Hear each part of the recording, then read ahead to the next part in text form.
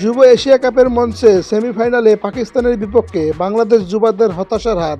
Asia কাপের মঞ্চে পাকিস্তানের ক্রিকেটারদের দুর্দান্ত ব্যাটিং, অপরদিকে বাংলাদেশের যুবারা বাংলাদেশ ক্রিকেট ভক্তদের পুরো হতাশ করলেন। বৃষ্টি বিঘ্নিত এই ম্যাচে বাংলাদেশের ব্যাটাররা যেন খেয়ে হারিয়ে ফেলেন, কেউই দাঁড়াতে পারেননি এই ম্যাচে। যুব এশিয়া কাপের দ্বিতীয় সেমিফাইনাল ম্যাচে বাংলাদেশ এবং পাকিস্তান টসে জিতে বাংলাদেশকে ব্যাটিংয়ে পাঠায়। বাংলাদেশ ব্যাটিংয়ে এসেই যেন একের পর এক উইকেট চলে যায়। ২৭ ওভারের এই ম্যাচে বাংলাদেশের ক্রিকেটাররা যেন তাড়াহুড়া করেন, আর এই তাড়াহুড়াই যেন কাল হয়ে দাঁড়ায় বাংলাদেশের ব্যাটসম্যানদের। আর সেই মাসুল দিতে গিয়ে ভুগতে হয় বাংলাদেশের ব্যাটারদের। একের পর এক নিয়মিত উইকেটে বাংলাদেশ মাত্র মোটে ১২১ রান তোলে স্কোরবোর্ডে। বড় ম্যাচের চাপ কি সামলাতে পারেন না আমাদের ক্রিকেটাররা? জাওয়াদ আবরার থেকে শুরু করে কেউই দাঁড়াতে পারেননি। পাকিস্তানের ক্রিকেটারদের, পাকিস্তানের বোলারদের বিপক্ষে খেলতেই পারছেন না।